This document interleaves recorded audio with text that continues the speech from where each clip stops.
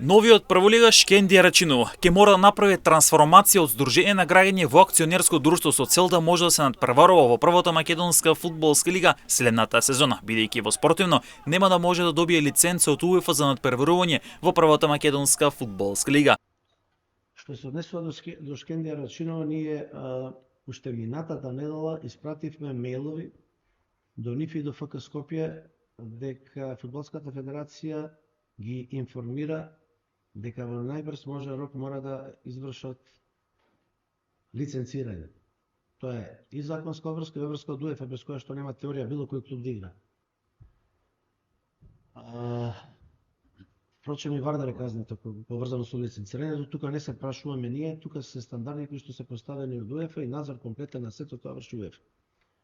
Шкендија во моментот е регистрирана како Сдружение на граѓани и како таква не смее да настапува во прва лига, тие мора согласно законските прописи да извршат трансформацијата од Сдружение на граѓани во акционерско друштво со сите услови кои што УЕФА лиценцниот систем ги бара.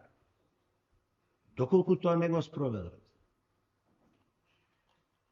во предвидениот рок, односно до денот на жребка, кој што ќе биде првенството мислам почнува на 25-ти, жребката ќе биде 7 или 8 дена претходно, како што е секогаш.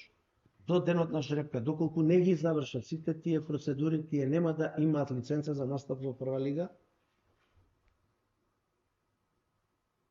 бидејќи не може, УЕФА не дозволува клуб кој што нема лиценца да игра во прва лига. За настап во првата македонска фудбалска лига е потребна лиценца, без која УЕФА не дозволува клуб да се надпреварува во првата македонска фудбалска лига. Таму има многу услови.